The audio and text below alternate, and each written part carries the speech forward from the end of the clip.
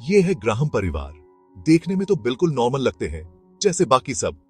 Any एक बहुत ही talented artist हैं, जो अभी अभी अपनी मां एलन को खो चुकी है। उनके हस्बैंड स्टीव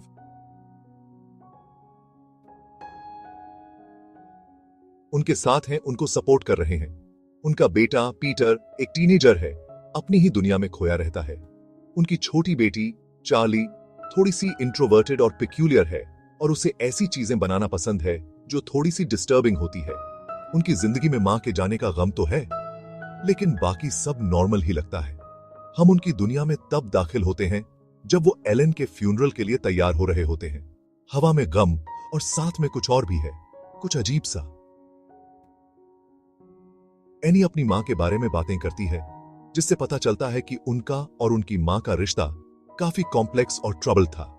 ऐसा लगता है जैसे उनकी नॉर्मल जिंदगी में बहुत सारे सीक्रेट्स और बातें छुपी हैं।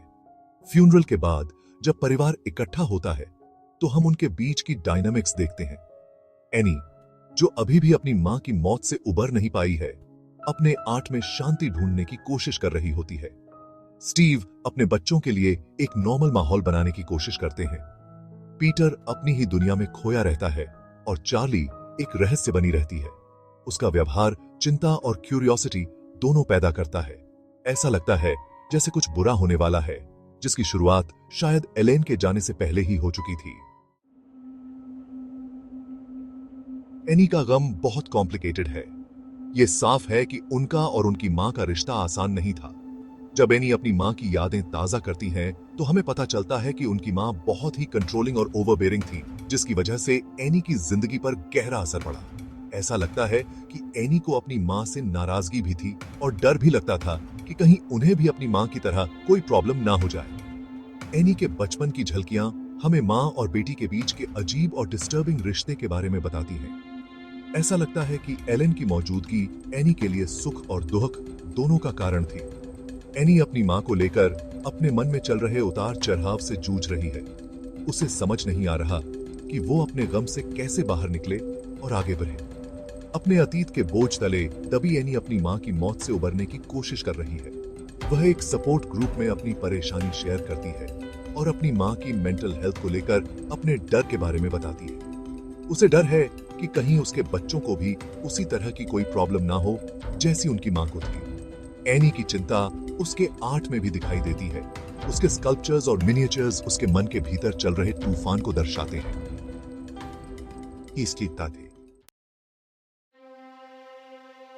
ग्राहम परिवार की जिंदगी में उस वक्त भूचाल आ जाता है जब एक दर्दनाक हादसा होता है। चार्ली पीटर के साथ एक पार्टी में जाती है, जहां उसकी मौत हो जाती है। उसकी मौत का तरीका बहुत ही भयानक था, जिसकी वजह से पूरा परिवार गम और निराशा में डूब जाता है। पीटर, जो चार्ली की मौत को अपनी आंखों से देखता है, वो इस हादसे से टूट जाता है और खुद को और ज्यादा दुनिया से दूर कर लेता है। एनी और स्टीव इस गम से उबरने की कोशिश करते हैं। एनी, जो पहले से ही टूटी हुई थी, अब और ज्यादा टूट जाती है। उसका आर्ट और भी ज्यादा डिस्टर्बिंग हो जाता है। उसके स्कल्पचर्स चार्ली की मौत की बारीकियों को दर्शाते हैं। जैसे ही परिवार इस नुकसान से उबरने की कोशिश करता है, उनके घर में अजीब और अलौकिक घटनाएं शुरू हो जाती हैं। आवाजें, फुसफुसाहट और परछाइयां उन्हें डराती हैं, और उन्हें अपनी ही सुरक्षा पर सवाल उठाने पर मजबूर कर देती हैं। ग्राहम परिवार खुद को डर के ऐसे जाल में फंसा हुआ पाता है जिससे बचना मुश्किल लगता है। अपनी बेटी को खोने के गम और उसे वापस पाने की चाह में एनी चार्ली की आत्मा से बात करने के बारे में सोचने लगती है। वो अपनी एक फ्रेंड जोन से मदद मांगती है, जो उसे सपोर्ट ग्रुप में मिली थी। जोन का दावा है कि वो मुर्दों से बात कर सकती है। जोन एनी को चार्ली से बात करने के लिए एक सियांस करने को कहती है। जैसे जैसे वो रिचुअल करते हैं, माहौल भयानक होता जाता है और घर में अजीब अजीब चीजें होने लगती हैं। ऐसा लगता है जैसे उन्होंने किसी ऐसी शक्ति को जगा दिया है जिसे नहीं जगाना चाहिए था। हालांकि चार्ली से जुड़ने और शांति पाने के बजाय एनी का सामना खतरनाक और बुरी ताकतों से होता है।